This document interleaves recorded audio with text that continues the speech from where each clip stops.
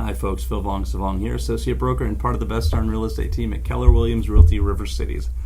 A good friend of mine emailed me an article that ran over the weekend in the New York Times, and it's titled, "An Extra Cost in American Home Sales." And he asked me what I thought about it, and thought I'd go ahead and make a video.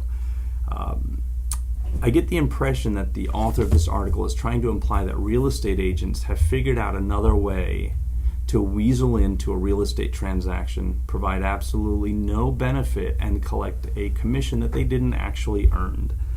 And I feel the article is vague in a lot of its wording and extremely misleading. And here's the main issue I have with this. Here's a quote.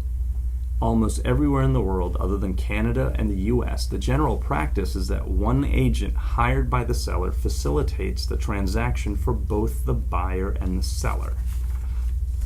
Okay, first and foremost, real estate laws and practices are dictated by local customs. We don't live everywhere else in the world. We live in the United States, and here we've got specific laws and guidelines that we have to follow in a real estate transaction. Okay, so if we take this and let me paint a picture for you. If you're driving down the road and you see a home, it catches your eye, and my sign is in its yard, you give me a call. The moment I answer that phone, my primary responsibility is to the seller of that house. Everything you say, I will take into consideration and use to get the highest possible price on that home. That is my responsibility to the seller. Okay? On the flip side of that coin, most states nowadays have what's called a buyer's agent.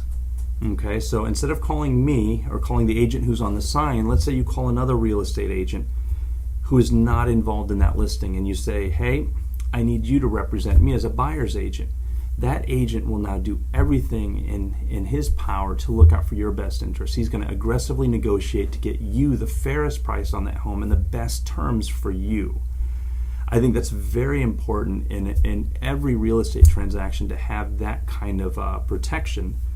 And as custom, buyers don't usually have to pay for the services of a real estate agent because the commission had already been negotiated by the owner of the home and the listing agent. So buyers, you get all the benefit of having a realtor look out for your best interests, and you don't have to pay for it. I think that's pretty cool.